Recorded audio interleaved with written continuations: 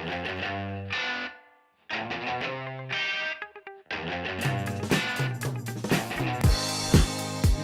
back, everybody, to Satisfactionist Live. I am your host, Ben Olmos. Today we're going to be talking about something a little fun. Probably not fun for everybody, but that's kind of the point of talking about it. So joining me today for this episode is a longtime Satisfactionist podcast guest and co-producer at times, Mr. David Valentine. David. Hello. How are you? No woohoo. I know. Well, woohoo! Your signature. My woohoo has left me a little bit, but woohoo! Your signature introduction that you often. How you doing, man? It has been a while. It's been a while. It has definitely been a while. So I was prepping for the show and had a bunch of notes that I was going through, and I was sitting here thinking, like, I really would rather. I love doing these with people rather than I'll do it by myself. But and so I just sent you this text, like, I don't know what, like an hour ago, and said, "Hey, what are you doing?" And I was like, nothing. Actually, you know what the funny thing is? Here's I shouldn't be telling this, but fuck it, here we go. So I actually entered into therapy, right?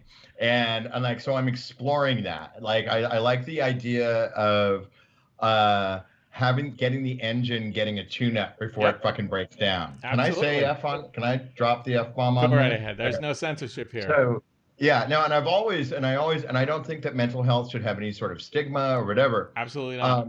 But I'm sitting there talking to my therapist via Zoom, right? Which it's all like porn at this point. It's all, I'm like, okay, this is all cam shows. And I'm sitting there talking to him about the need to, like, when you're at home and you're working all the time. I'm a workaholic anyway. And so, I was talking to him, I was like, yeah, well, I don't think my work-life balance is really happening, but, who gives a shit? I never leave the house. And he's like, well, we should work on that. And then your text went through and went, bing. And I was like, yeah, we're going to have to wrap this up because I have a podcast.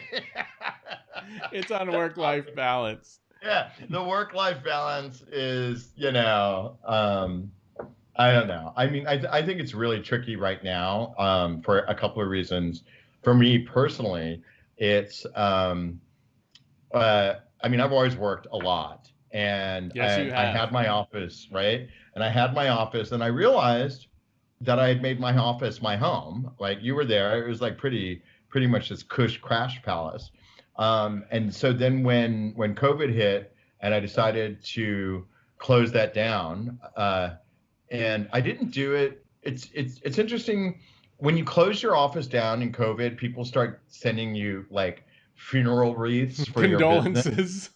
And I'm like, yeah, no, that's not what this is. It's like I have been spending an incredible amount of overhead on maintaining a business for clients that are now afraid to come out of their houses. Right. Well, and when things were rolling and you're meeting with clients and you're reviewing reels, and I mean, it's one thing to have a place to gather, but when you're not doing any of that, and hell, you can't even produce, like, productions are just not happening. No, I mean, and I'm sure that we're going to, we will get an office again, but I mean, the entire film business has gone remote. And the whole idea that I was supposed to continue to pay rent for a building I don't feel safe going into. And then the other thing is, and God bless Oakland. God bless Oakland. I am a son of Oakland, but it got a little old of me looking on the news and seeing if, the rioters and the protesters. I was like, please don't fuck up my livelihood, Yeah. Well, and where you were, you're kind of in the thick of that activity because I remember, like, there was a couple times when I was out there when like, I think it was the championship games when the why am I drawing a blank on this wonderful basketball team? Warriors. The Warriors. Warriors. Thank you. My Yeah. God, what The a Warriors. I was Yeah. completely like. Anyway, Oh yeah, no, remember? Yeah, and it got lit. It went off, it and it just started to like get a little crazy. It was like, yeah, okay, time to pack up and go. yeah, right. It was like I think they're gonna. I'm like, yeah, they're. I mean, I loved being in the heart of Oakland during its Renaissance, but the price of that is, you had different gauges, like like if we were across the street from that club, Hello Stranger, and I'm like, okay, if the cops show up there, which they did, then that's one thing. And but if they are like rolling the dumpster out to light shit on fire, I'm like, okay, okay, this is kind of going off. But I mean, but the other thing, but I mean, I did love being down there, but it's nothing like what it was. I mean, it's interesting. There's a lot of people in Oakland who have been in Oakland for a long time, and we all remember that period where Oakland people didn't come to this city. They went to San Francisco. Yeah, I mean, you could literally shoot a cannonball down Broadway and not hit anything. And even though that was not a sign of economic prosperity, there was a certain charm to living in a city where nobody was.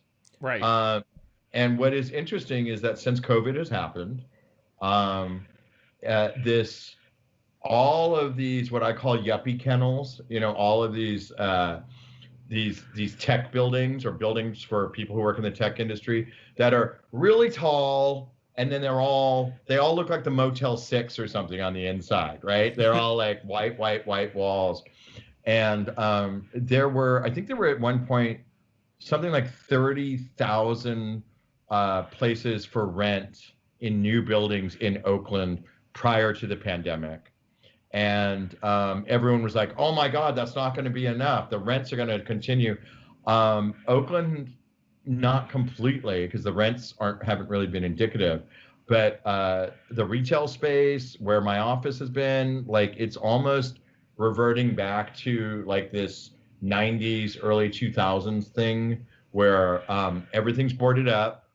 All the murals have taken place. It kind of looks like a set piece for Candyman. you know? Wow. It's so. I mean, I've seen pictures of like downtown San Francisco and how it's kind of a ghost town right now. There's just Oh, nothing going on. Nobody's there. Everything's boarded. I mean, it sounds real, just surreal. I can't imagine it's what weird. it's like.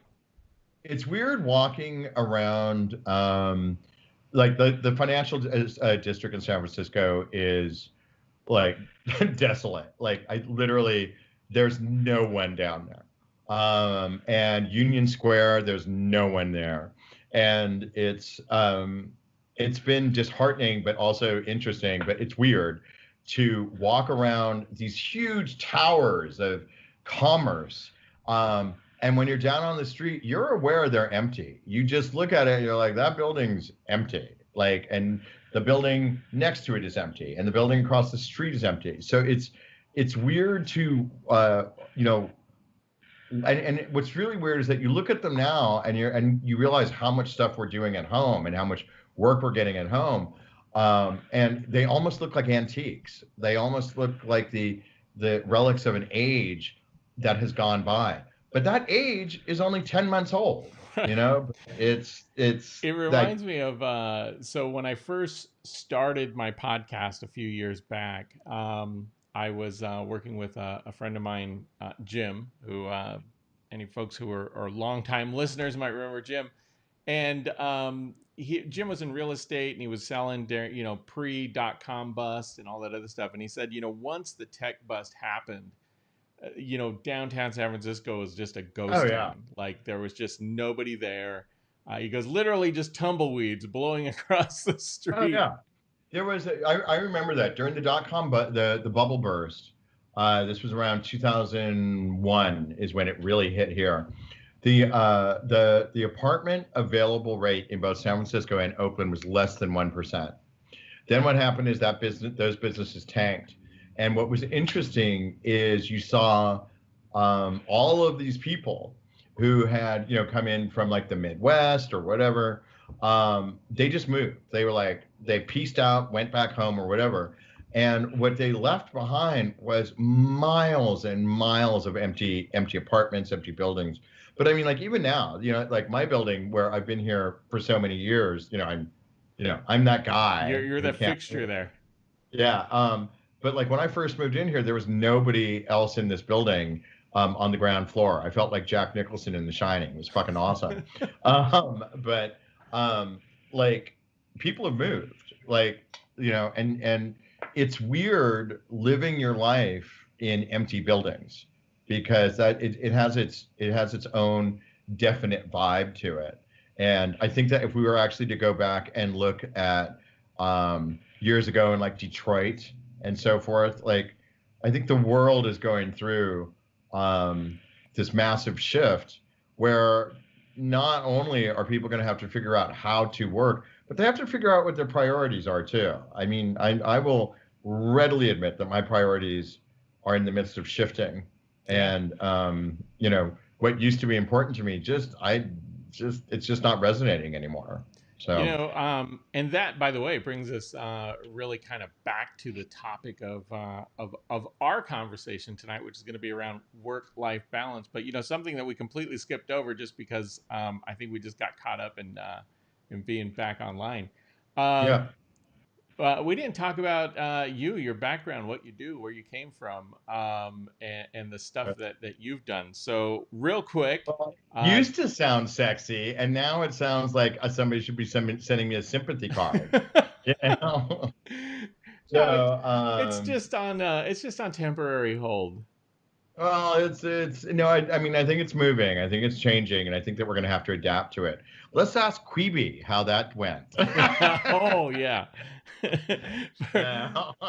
and We're gonna. for those who are unfamiliar, Quibi was a social media streaming platform, not social media, streaming platform that was launched by Jeffrey Katzenberg, and who else was invested in that?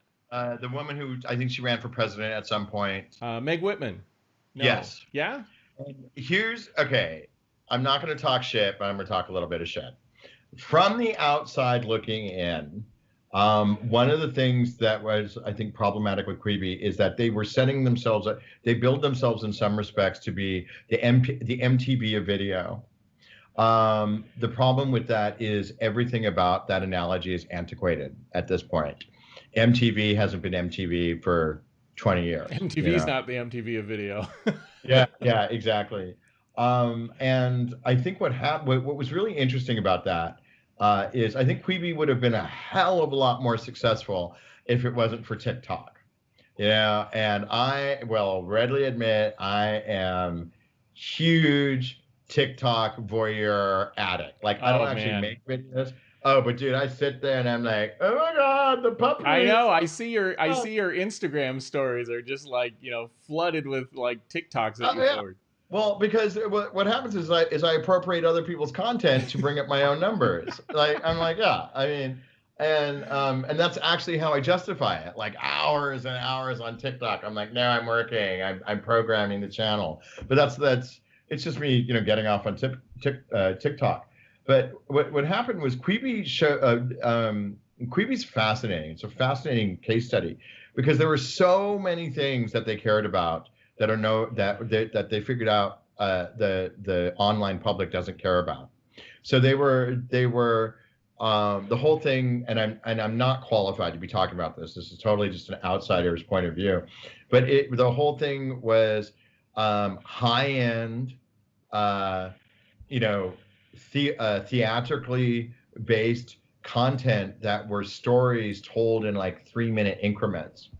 And then what they would do, I think they serialized them at some point. Like you could keep coming back and find this 3 minute increment, this 3 minute increment. The God's honest truth is I didn't tune in. A whole lot of people didn't tune in.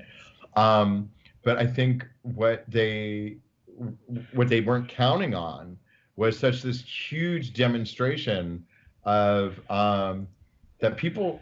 It's not that the quality of the content or how it's executed um, it's not that there's not a baseline there, but people want some sort of emotional relevance and resonance to it. And within COVID and within the in the pandemic, where everybody is systematically losing their shit, you want stuff that is easily digestible. Right. And that doesn't have anything to do with running time. I mean, it does, but it's a lot more easier for me to get invested in uh, the 30-second story, a successful story of the rescue dog that found his forever home versus you know versus uh whatever Chris Evans is in. Like I'm just like I have to like it's just I wanted junk food and still want junk food and Well, comfort and and everything. it's, you know, I think what has happened, man, and this is going to take us from a departure, but then we bring stuff up and it's interesting to talk about. Yeah, So here's the thing, though. I think for the longest time leading up to COVID, there was just this huge need for content. Apple TV, Amazon, Netflix, HBO, every major content provider, and all the new ones that were coming out. There was just this huge like push for it. Then COVID hits, all of that demand, and especially if you're a new streaming platform that is just launching, and unlike Disney Plus, who has a yeah, huge library of stuff, yeah, you don't. I mean, where do you go with that? Like, yeah. how do you? It's like opening a liquor store and then prohibition hits. Yeah, no, exactly. I mean, the film business, it was really weird for all of us because in film we work in bubbles. Right before bubbles were a thing, we were working in bubbles. Like these are the people you go and see. These are the and what it is like there's almost this weird forced intimacy because you're thrown onto set with complete strangers, but you're working really hard and really closely for anywhere between 12 to 14 hours a day. Maybe you get a comfortable 10 in there, but I'm like, yeah, it's 12 to 14, whatever. And so you have this immediate sense of family or community, and film sets are really social. They are super social because everybody has to mix and mingle to do their job. Yeah. All of that went away.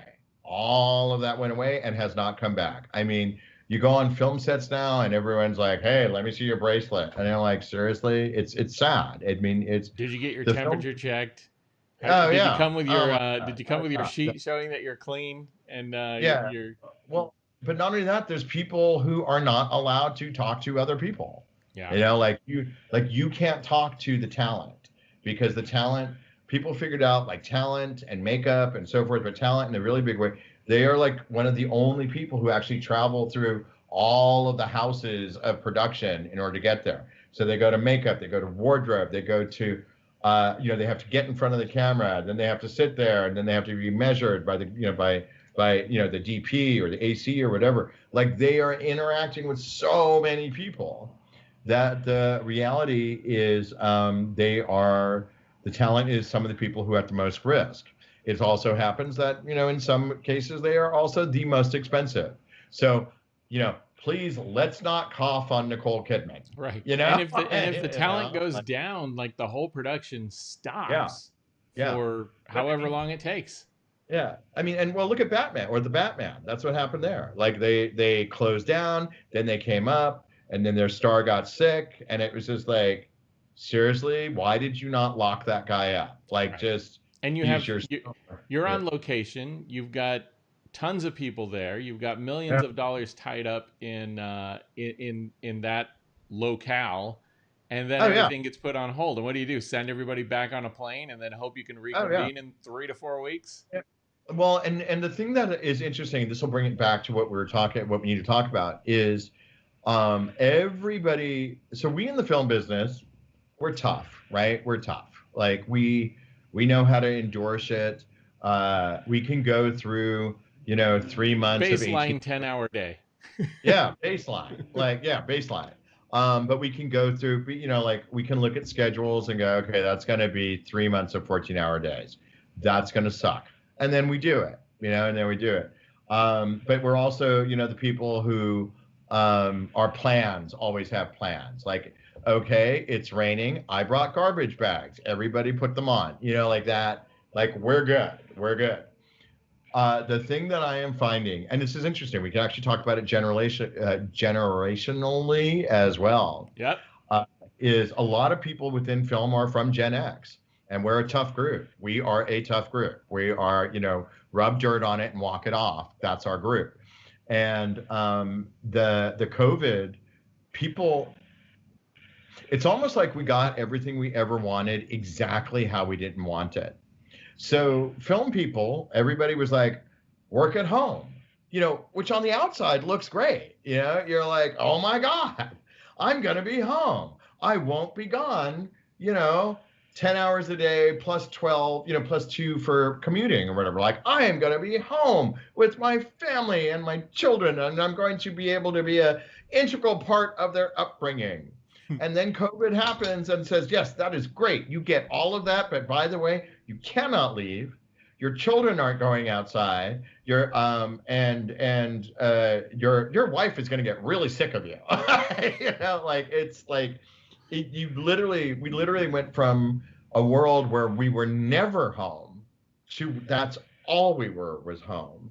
And it's been interesting because everybody that I know in the film business has said they have never. Now think about this: film people have said they have never worked this hard in their life.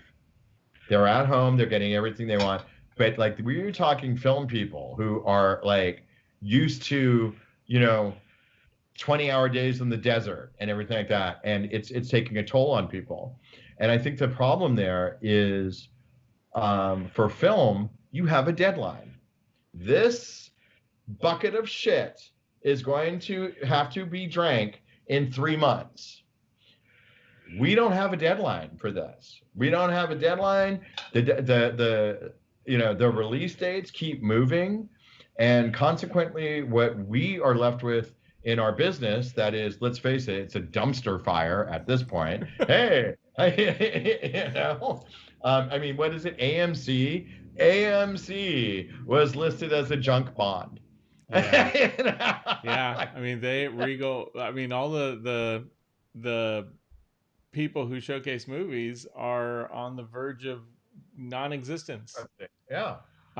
which is just crazy. I mean, I'm sure there's going to be some investment company as things come back that is going to swoop in. It'll probably be, there, because AMC was already, I think the primary ownership was a large Asian company, Yeah. out of China. I'm sure we're going to have some folks who uh, global investors who come in and just see it as an opportunity. I mean, look how many screens you can buy, and from that, by the way, Yeah. is a little bit of influence then on what gets shown.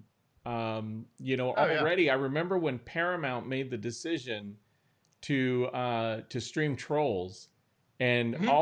all the houses were just like, you do that and you'll never, I think that was I think it was Universal Oh, actually. it was. You're right. Uh, You're right. yeah, it was Universal. Yeah, and remember AMC rolled out and they're like, you know what? We ain't ever gonna show a Universal movie again. But And here's the Comcast thing. was like, okay. Yeah, like okay, like fuck you. I mean, the thing is that people have to understand is that from my perspective, the relationship of film studios to or with screen owners have treated the film business like we've been cheap whores for years. They're like, yeah, like, yeah, come out to my show and bring Brad Pitt and Angelina. We want to see them. Not that they're all with that accent, but like it's pretty damn close. And everyone would go out and we would, everybody would be like, be nice, get the photo ops and everything like that. They haven't been great relationships that haven't, they're not hugely respectful of the craft that we do. And now we have this weird, I mean, literally that seems to be the time that we live in, is like it's like karma hit reply all. Like just it's I mean, I have friends in Europe who they call me and they're like for election night, they're like, "Oh, is this the season finale?" And I'm like, it's kind of my life, dude. It's kind of my life. Season finale But of the dumpster fire. yeah, Um, and people are, people are like, oh my God, it's election night. We can't like people have been watching us, and then they've been watching like the end, like it's in the absence of entertainment on the big screen. Everyone's been watching the United States and seeing this weird soap opera unfold. But I mean, but going back to movies, I mean, I think what's going to happen is the industry's changed forever. That's the first thing. I think that people will come back to the movies, and I think that they will eventually learn to be okay um, being in the room with people. I think that's going to take. There's going to have to be some sort of vaccine, and even from the vaccine, we're going to have to see that that we can the gather in crowds without fear. yeah. I mean, because I mean, I don't. I saw your post on Facebook recently where you were like, what are your feelings of going back? And I mean, people were just like, yeah, I'm not ready yet. Like We had a so the movie theaters opened here. The AMC theaters opened over in Emeryville. They are playing Tenant.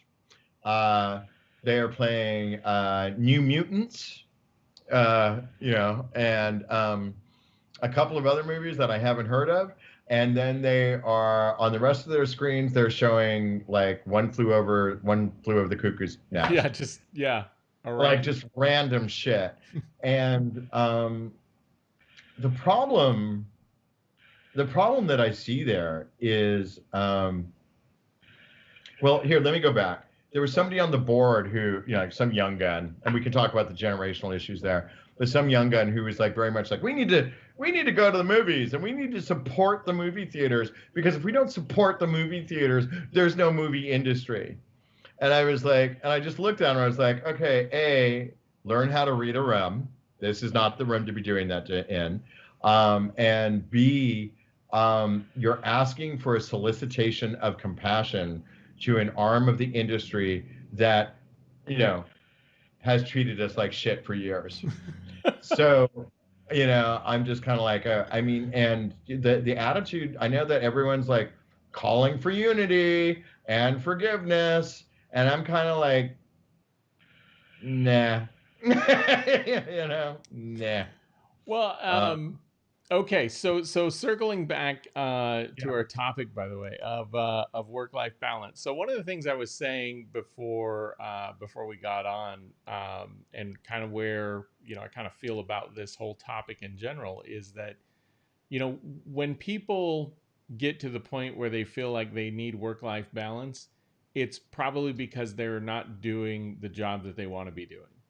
I think that if you really enjoy the work that you do and you connect with it, you get up anxious to go to work, you're not hitting the snooze alarm, you're not going in on Monday miserable, you're not looking forward to Friday, you're not sitting there when there's extra things to be done, talking about whether or not you're going to get paid for it. Like if that's your mental attitude towards things, then you should probably stop what you're doing because that is clearly not something that you want to be doing. Well, okay. There's a lot of things to unpack there. I Uh, mean, because first off, work-life balance. The first, the base, the most fundamental consideration has to be what is the role that work plays in your life. There are there's an enormous section of the population that their job is what they do to get paid. They don't particularly, weave that into some of their personal identity. Um, they clock in, they clock out, and the things that really matter to them are their family life, their home, their hobbies. There's that. sure. Those people, arguably, those people have a great work-life balance. They're like, I do this, I get paid, and then the things that really matter to me are, I go and pay attention to. The issues that we have, that you have, and I have, and a whole lot of people who actually care about what they do, is how do you make room for all of the things you care about equally? No one's ever going to sit there and say, I care about what I do, how I do in my job as much as I care about my family. But I guarantee you, if you're not doing as great at your job and your career, your family is going to find you almost intolerable. you know, you know? So it's No, the it I agree with that. Uh, I don't disagree with that. However, you know, the reality is that most people have to do something. yeah. Most people have to do something in order to kind of take care of the things that they want to do in life. And Well, yeah, I we have to make certainly money. don't We have think, to make money. That's the world we live in. yeah, You make money. I That's how you certainly don't survive. think it's a bad thing to say, hey, I want to prioritize my family over work. That absolutely is Oh, yeah, no, and I didn't say that it was. I mean, no, I no, but I kind of made it sound like you should put work above family. Um, no, no, you didn't. And I'm but not the one to be talking to about that. You know? but here's the thing. I also think that a lot of people who really get these almost depressed feelings over the fact that they don't have that balance in play is because they've kind of worked themselves into a spot where they've allowed work to kind of take over parts of their lives and their identity that they would rather not. And what I'm getting at there is that at some point you have to hit some sort of a reset button. Now, COVID has been a great reset button for a lot of Yeah, folks, it really has been. but we are going to have to get back to getting back to getting out there, moving about, gathering, meeting, collaborating with one another beyond video, actually doing Yeah. it in a room. Um, and I think that a lot of people are going to kind of miss this working from home. They're gonna Oh yeah. reprioritize the amount of time that they invest in the office and what they're doing. And it may be that as you're going through COVID right now, this may be the perfect time to reassess and say, you know what? If I'm going to pivot, if I'm going to career change, if I'm going to do something different, now is probably the time to start shaping and thinking about that. Absolutely, absolutely. I mean, that's one of the things that I'm doing with my company is so my dream ambition is to make content is to do my own show. Somehow we get paid to do content that gets picked up on a channel. And then what happens is you're like, well, you have these development costs and everything. As you're well aware, like, well, how are you gonna eat when you're making your sci-fi show, or whatever, or you're selling it, or those development cycles are really, really long. Like right now, I think it's with Netflix, you can get a show picked up, but because their schedule is 2 years in advance, like you will be an amazing star and like in 20. $3 to 5 years. Yeah, well, yeah, basically in like 20, like if you signed a deal today, 2020, but in 2023 you are going to be amazing, but in 2021 and 2022, like fuck it, you're on your own. So I mean, and that's fine. That's I guess that's how it should be. I don't know, but it cracks me up because there's some people that I know for a fact that they have show deals waiting to kick off a year from now, but they're calling me and they're like, "Hey, do you got anything? Do you got anything?" But the whole issue there is um, everything is a balancing act. So you're trying to balance what you want to do with your life, that thing that defines you. But then, like for us, right, we're with Mr. Smith, we went out and we found corporate clients, and the corporate clients became the business. I mean, and it's interesting. I would go out and I would tell clients, no matter what business you're in the media business, and this was pre-COVID. And then what happened was COVID came along and proved that beyond the shadow of a doubt. But it really, really brought to light that as a media company fulfilling the needs of other companies, I wasn't doing it myself. So there's that saying, what is it? The cobbler never has any shoes. And I'm like, okay. But what COVID has done is it's actually allowed us the opportunity to be like, okay, how can we do this? How can we actually make money and only doing the things that we do? One of the things that I've been asked to pivot to a lot is just giving people advice on how to make their media. As you are well aware, this is like a font. It's a font of information that I and there's things in there that I never thought were like there's so many things that are innately part of my experience. I don't. I'm like, I tell who the you, fuck? You one of the things know? I love doing is when we would sit in your office and you would just put up like some movie, or we would just be talking, and you'd be like, "Oh, hold on, let me pull this up," and then you just like you break down a scene, you Yeah. break down like everything that is part of that shot, or and that was a great. I mean, that's what you were like in your element. Well, but it's interesting too is that everybody from VFX has that. Everyone from a digital VFX background, we look at the entire frame, and there's nothing in that frame we can't change. It's almost a little crazy, right? Like, we would be doing stuff, well, like we'll shoot stuff in nature, and leaves will be falling in the autumn, and I'm like, yeah, we're gonna need to augment that. Like, We need more you know, leaves. yeah, yeah. Thanks God, but we need a little bit Not more. good That, enough. Colors yeah. off. But then like because visual effects people are unique. I mean, like we're kind of fucked up in some way, because like I remember there was a show that I was on that had massive amounts of like set extension and matte paintings and everything.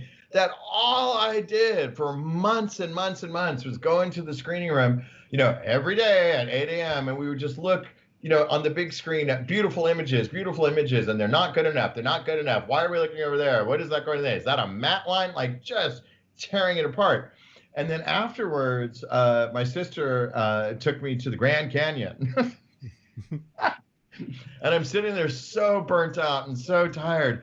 And I looked at her. She goes, "Look, David, look, isn't this amazing?" I was like, "Yes, it's impressive." And she looks at me and she goes, "Really? One of the seven wonders of the world, and you find it impressive?" But the problem, and this happens with a lot of visual effects people, is that because we are so used to making the most outlandish, impossible things, that sometimes when you see real life, it's kind of a letdown. Yeah, I'm like Seattle. Okay, let me just alienate everybody in Seattle. Seattle, like I went up there and saw the needle. Is that right? Yep. And I was like, that's it. It's a little short. Like I was like, really? That's their big deal. I was like, it looks like Coit Tower. Yeah, like I was like, yeah, yeah. So I mean, okay, God bless Seattle, but I'm like, I've seen bigger. So you know, but I mean, but going back to the work-life balance is, I think people have to understand if it's a marriage issue, let's look at it from the perspective of your partner. If your partner is marrying an artist, they already know that this is not going to be a traditional life. Like it's not the life of an accountant. It's not the life of somebody Middle who has a management, business workshop. manager, nine to Yeah, five, yeah, Monday through yeah, Friday. yeah. It's not You that. know, yeah. It's not that. It's like you know, artists have the capabilities of being wonderful and amazing and creative, but we can all also be completely self-absorbed, neurotic, and filled with insecurity. Like that's there's a price to everything. And but when it comes but going back to what you were saying about work-life balance is I really do think that the key to it is one, how much do you identify with your job? And uh, let's be real. The American culture is made to value you by what you do. If that wasn't the case, think about it this way. You go and you meet people, right? You're hanging out, you're like, oh, like, whatever. One of the first questions you're going to ask is like, so what do you do? Yep. You know? And I've always found that question offensive because with the time that I've traveled in Europe and in other countries, no one asks that question except for in America. And people overseas and in other countries, they're much more interested in knowing who you are. And so there's like this genuine conversation. In this country, when people ask, "Hey, so what do you do?" There is an uh, ingrained value statement in Oh there. yeah, it's a Yeah, it's a way to measure. yeah, Are you above or below where I am? And yeah, how do I need to treat you moving forward? yeah, exactly. Yeah. Ergo, yeah, ergo, and it's because ergo, fuck you. Like I'm like, and it's interesting because for me, you know, you would think that I would win that all the time, like in that contest. Like, whoa, what do you do? Oh, I work with people who made Thanos. I win. I fucking win. But yeah, yeah, guy who destroyed the universe. Yeah, yeah, those guys. Yeah, they're in my phone, speed dial. But what's interesting is you don't want to be that guy, Right. and then the other thing is like I've actually, well, first off, I don't go out at all, but the whole business event circuit, um for a little while there I was always ending up with somebody's wife or somebody's husband or something like that, which is fine, but then it's like their cousin or something that are just like, uh, have you met Steven Seagal? And I'm like, no, I haven't. So like, there's those people who they don't see it as a business. They just see it on what they watch late night cable. So it's a double edged sword. What do you do? I'm a badass. Oh, okay. Yeah, my So my favorite David Valentine story.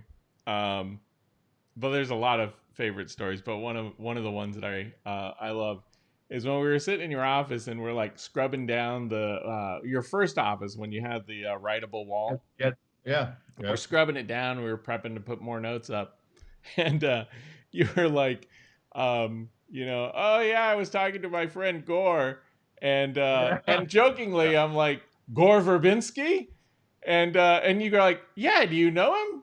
I'm like, Yeah. no. Well, but I mean, see, and this is what is interesting about this, and this keeps coming up. And I think I was actually saying to my friend Sean, who's over at 3210 Studios, like we're sitting there and we're drinking, we're drinking because that's what we do. We are now men of a certain age, and we just sit there and drink.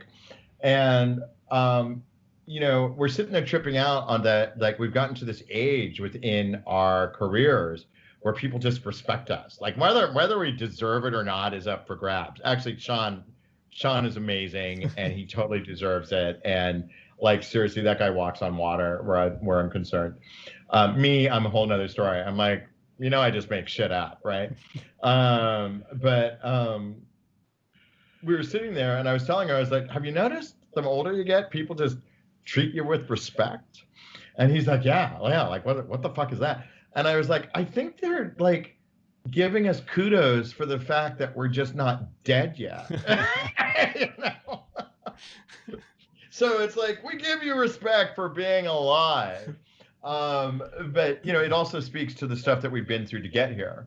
And let's here. Okay, that's a really good thing to segue because in your notes you spoke about the generational differences between work ethics. Yes. Um, I am sorry, Ben.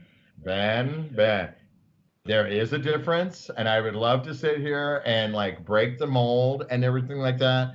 But I am sorry between Gen Z and millennials. I mean, Gen Z and millennials, they look at us, right? Us as Gen Xers, and they know we're a little fucked up, right? Like they know like that, like like mental health was not a thing when we were growing up, right? No. Like, yeah, no, like, nobody went to therapy, nobody took pills, Just and look at movies from the 80s and what oh kids in yeah. high school were doing. Mhm. The Breakfast Club alone is My good friend Ben, right, who I've always spoken to, he called me, and he and I always try and find the worst 80s drive-in movies ever, ever. He always wins. He always wins because he dug up the movie Angel. Angel. And if you get a chance, not it's not the movie you think it is.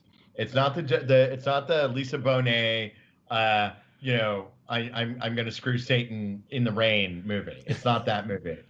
Um, Angel came out, I think, in either in the early 70s or the late 70s or early 80s. It was at the drive-ins, and it's about a young girl who is an straight A honor student by day in high school, and by night she's a street walking hoe. 1984 Yeah, Angel, starring yeah, and now that I see the movie poster, yeah, right. You remember this, I right? do remember this. Yeah. Yeah, and man, we are just going to take a left turn here, but I am always reminded, and this was the time we grew up in. Yeah. But all you have to do is realize that when Brooke Shields made Blue Lagoon, that girl was 17 years old, Oh yeah. nude on film, Oh yeah. and everybody praised it like, Oh yeah. not Oh that yeah. it was child porn, but Yeah. that it was an Oh no. amazing body Oh of no. work. No. The Blue Lagoon came out, and what people talked about was Christopher Atkins' hair. You know? They're like, Not the yeah, 17, not the underage girl nude yeah. on film. Oh yeah. Yeah, yeah, exactly. Not the underage girl on film. Everyone looked at it and was like, "Isn't that the dude from Eight Is Enough?" you know? Who was also, by the way, nude on film. Yeah, exactly. And we're just like, wait a minute, what the hell? And then remember, Brooke Shields later went on to do Franco Zeffirelli's Endless Love, Yeah. which, okay, all right, and that was like hugely like seriously. I mean, we love Brooke Shields, but I was like, wow, interesting career choices for a underage girl. But I mean, I think she was of age by that By time. that time, But yeah. But like, yeah, I'm just like, that's mind boggling to me. oh yeah, And it's just things in our growing up that you just wouldn't get away with today, and maybe that's why the The- younger generation looks at us okay. a little This askew. all right, and then we will return. We will return to this. But Gen X and Gen X, Gen Z and millennials, like the worst thing you can say to somebody right now is, "Oh, you boomer! Oh, you fucking boomer!" And I'm like, okay, wait. Well, first off, don't call me a boomer because like that just shows how That's stupid just you are. wrong. Yeah, that's just wrong. But then the interesting thing is, I looked at it. I watched Field of Dreams the other day, and have you watched Field of Dreams recently? No, I have not. It's been a while. That movie has not aged well because we sat there and we watched, like it was this big hit and everything. And it was like, oh my God, it's Americana. It's like, oh my God.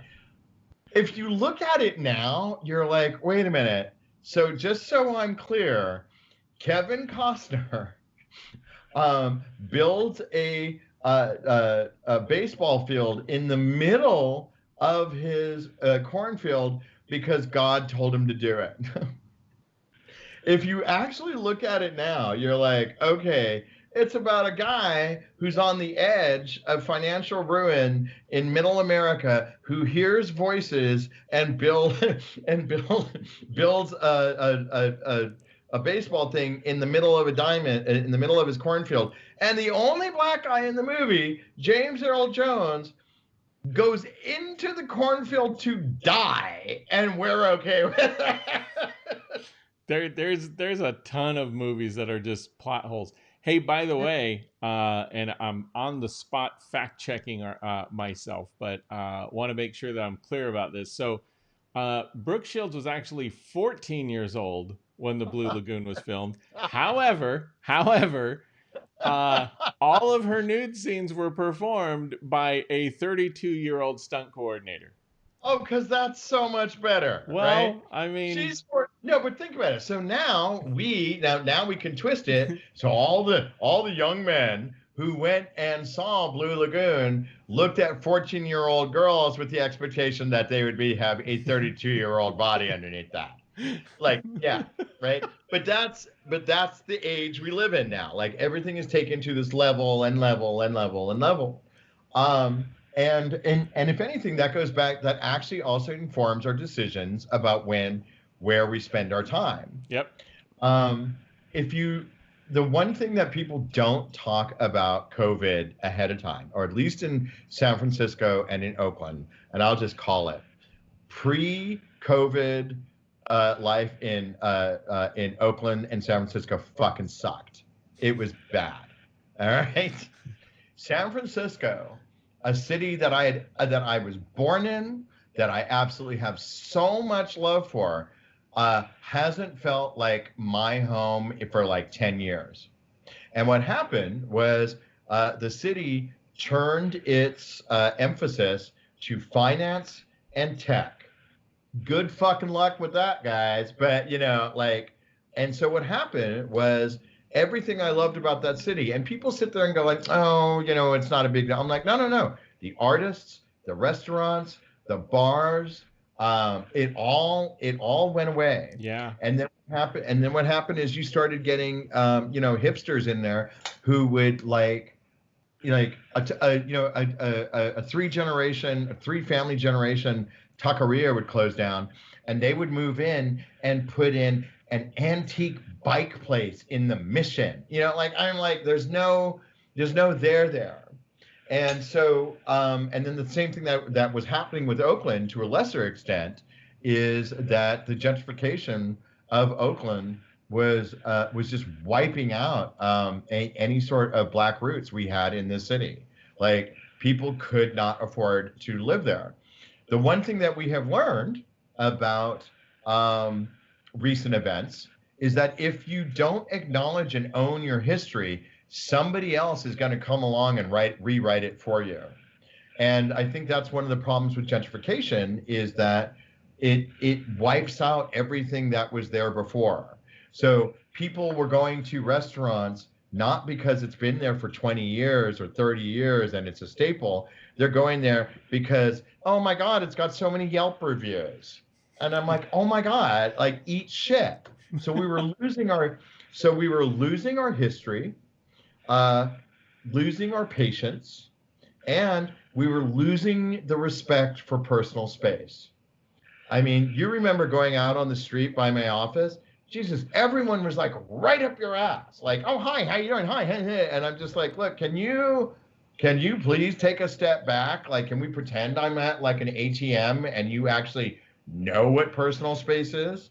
yeah. So, Well, especially uh, if there was a show going on at like the Paramount, and you're right there by the BART station, and it. oh yeah, you're like, hi, how you doing, man? Hey, what's up? Can I get that? Like, just it's not.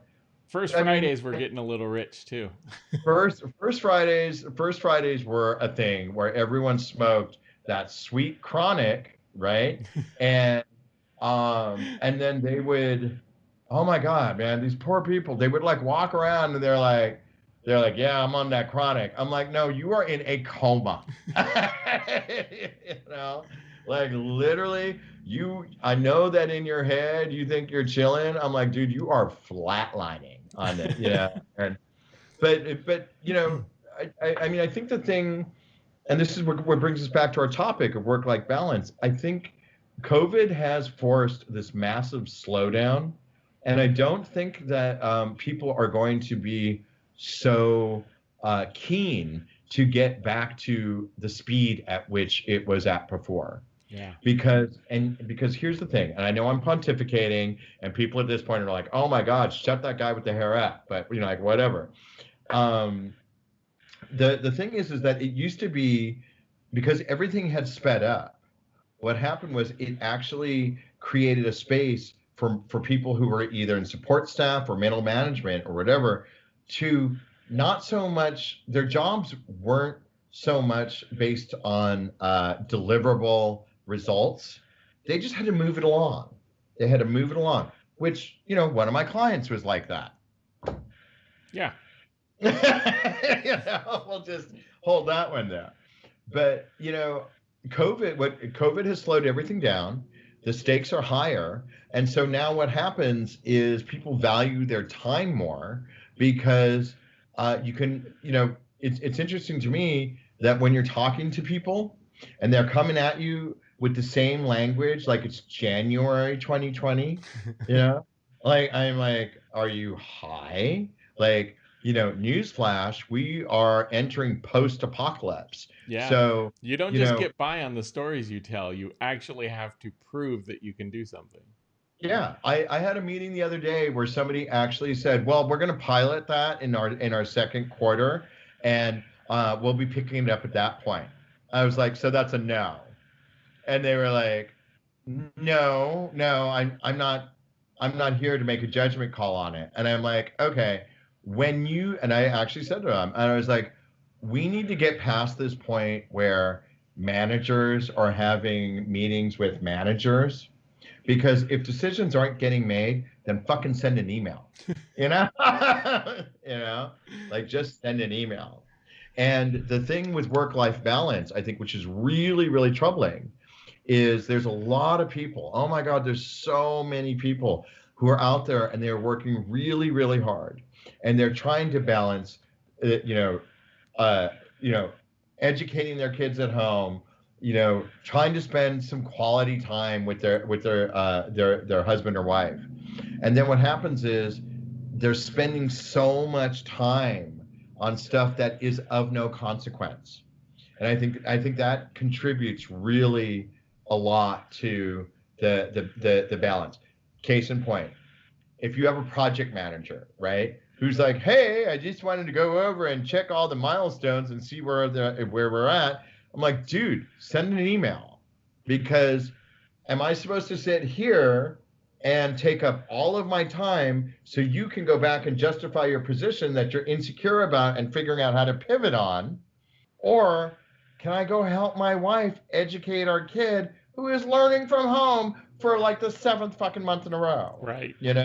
So it's And that I and think, that by the way, if you don't have a single parent household, because if you do have a single parent household, then it's even oh my more God, insane. the single parent households, Megan, remember Megan from JFK? Yes. Uh, oh my God. And I love her, and she won't mind me saying this. That poor woman is going batshit crazy. It's She, tough, man. yeah, she is a single parent with I can't remember how old their kid is. It's like seven, or he is like 7 or 8. And you call her, and you can hear the poor kid going batshit crazy in the background. Yeah, because I mean And they're balls like, of energy at that age. They want to be out. They want to be doing stuff. They need yeah, recess. They need to expel energy. yeah.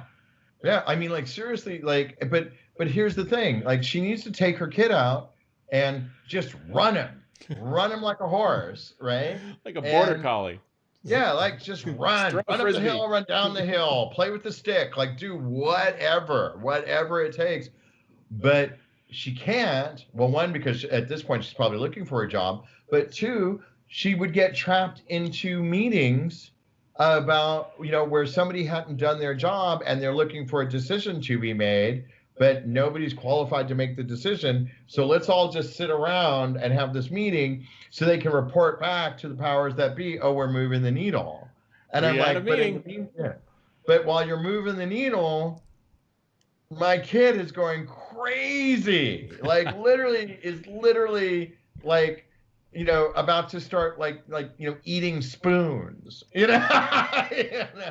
Like Well, just so typically this is so funny because this happened actually on my last one as well. Typically, I try and keep these to a 30-minute, but not only did we completely blow past that, which by the way, this is, when you run your own thing, this is what you get to do. So it doesn't matter if we. All of the events that I've been doing for the Visual Effects Society, which you can find us at Bay Area section at visualeffectssociety.com. You they they've all been slated for like an hour, and all of them have run into like the 2 hour mark. It's because we're all desperate to be I know. doing Well, that's the something. whole thing. Like, I caught myself talking to the woman from Wells Fargo Bank the other day. I was like moving money around, and we're on hold, and I'm like, And I'm like, so how are you? She's like, oh, I'm doing okay. She's like, I'm doing Before you know it, okay. you're exchanging life stories. Yeah, Um, that's well, what we do now. one thing that I usually do as well is I always talk about what you're drinking. Tonight, what do you got there? Uh, Jack Gentleman Daniels. Jack. Yeah, Gentleman Jack. I All right. haven't changed that much. I notice it is almost gone, which is great. What is also almost gone for me, because I opened this on Tuesday, is Casanova de Neri Eroso. Okay. This is a wonderful Sangiovese grape. Retails for about $20. And it's funny. I was Where can they buy it? they can buy it at it really kind of depends, but I think wine.com. I think we actually have it on there right now. So plug for wine.com. But the other day when I put it up, I was like, oh yeah, it's an everyday wine. What I did not mean every day. What I meant was it's a very versatile, but it's a great red. So Sangiovese, Barolo area, you'll if you like wine, you like reds, it's a good I one. mean, people need to grow up. I mean, it is, and I again, mean, I keep $20 right now is a little rich for an everyday wine for some folks. what, $20 for an everyday is fine. I mean, okay, I don't have kids, right, or anything like that. I am watching my dollars and everything like that. But dude, come on, man. At this This is point, amazing. I mean, yeah, it's like if candy you, in a bottle. No, it's not candy in a well, bottle, but I well, mean, it's what delicious. It's not. what happens is our reference changes. When you're young and you're in college, your objective is to get fucked up and get laid. Okay, that's it. The only thing now is like now, instead of just going out and having a one night stand, you're like, oh my god, I had such a meaningful connection. I'm like, whatever, right? Yeah, really? Did you call her? Did you call her? Right? You're like, no, that's not our thing. That's not our vibe. I'm like, really? Are you sure? No, but what happens is, so you're gonna go out and get like, $5, $2 chuck, and it does the job. Then what happens is you have some years on you, you start working, little pieces of you die inside, like that kind of a thing. And what you do is you figure out the only thing that makes that bearable is better booze. Really, all of that to get there.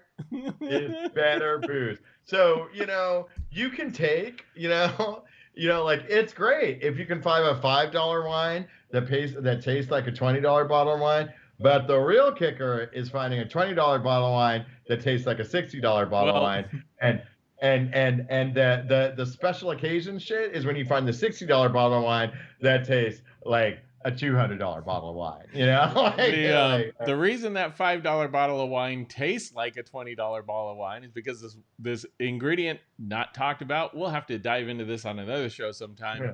But just check out Mega Purple, and you'll know why your $5 bottle of I wine have tastes heard like of Mega $20. Purple. I have heard of Mega Purple, and I'm like, oh my god, that looks. Oh my god, yeah. Like, I mean, but no, but I mean, like, I went out to. It was one of the first things. We went out to dinner at an Italian restaurant that was serving outside, so it was like very, it was very Tuscan, very Tuscany, and everything was great until they served the grappa.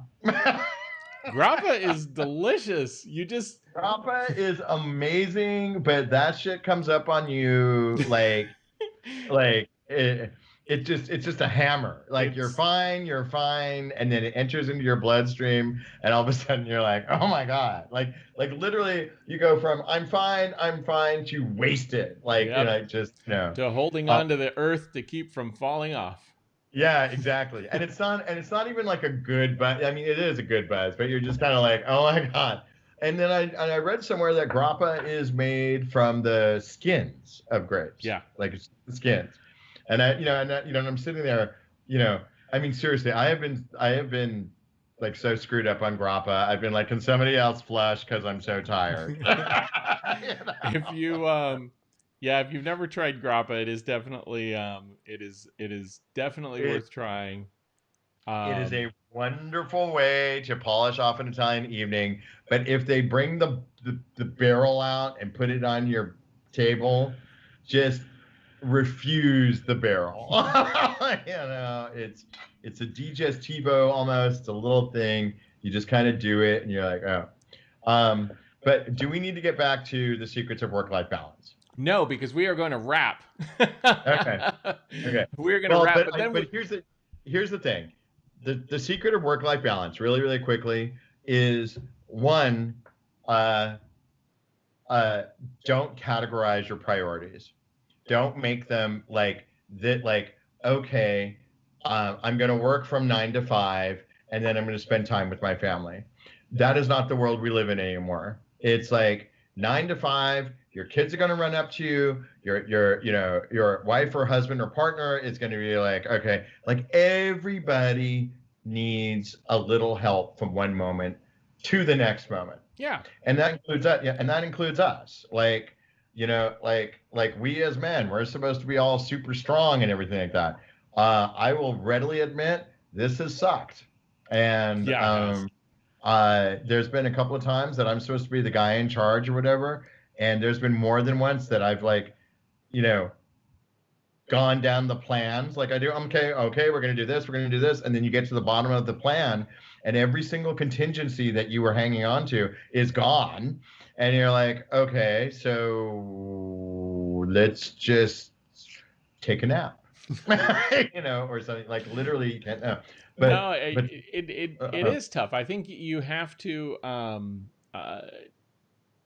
it gets a little tiresome, I think, at times, running your plan A, then your plan B, then your plan oh yeah, C, and then at some hmm, point you're down to the Roman numerals. I mean, it's like yeah, I know, plan, yeah, like plan like E dot U hurricanes, we've dot run out four. and we're just putting Roman Um, numerals on them. I mean, I think it's important. I think it's important that everybody right now has to understand that nobody's running at 100%. And really, that whole paradigm of like, oh my God, give 110%. I'm like, literally, you know what? I'm at about 70, and that's today, and that's the best I can do. And I think, but if here's the flip side of it is that if you don't separate your life out, if you don't have these categories of this is family time, this is my nonprofit volunteer time, this is my company time, if you realize that it's all just your life, then the thing you have to do, and I promise this will help, is when you are in the moment, if you are at work, be at work 100% in work. But when you need to go hug your wife, when you need to go be with your kid, like, be in that moment, be 110% in that moment, Yeah, because no one, the memory. If you're thinking about that spreadsheet that you have to do to justify somebody else's job while you're reading to your kid, you're missing out on a memory. You're missing it. You're totally missing it. And so none of it's easy. None of this is easy. But literally, when you close that computer down, then take that moment.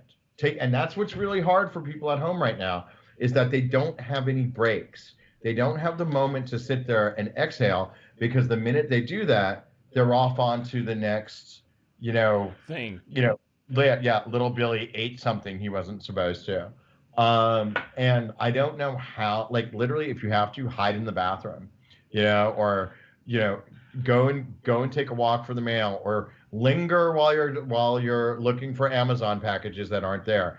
But just take that moment, get centered, and then come back and be present, because it's too easy right now to be 3 steps ahead or 5 steps behind. I'm like, just, you know what? Be right here. And the reality is, even though everyone is talking like whatever bullshit you're doing on the front on at work is going to be the end of the world, yeah, we've already seen the end of the world and we're still fucking here. You know? So, you Well, know, with that, sir, we're going to wrap it up yep. for this episode, but we will absolutely be back. We're going to be back next week with a couple new topics and a couple other guests as well. So we got Morris Ham, Esquire Morris Ham, who's going to be joining us, and we're going to be talking about online education, and then we're also going to be visiting with Lisa Fay once again, and we are going to be talking about communication, and this is one that we've had to reschedule a couple times, a little bit because I've had challenges, and then Lisa had a conflict, and so, but we are Just so back I'm on for next clear, week. What's just so that? I'm clear, you had to reschedule the podcast on communications. Yes. It was it was on it wasn't on time management. It, it was it was on communication. But yeah, so we're gonna be back at it again next week. Guys, please check us out again. I appreciate you guys dropping by, and we will catch you again next week. Thanks much. Have a good one.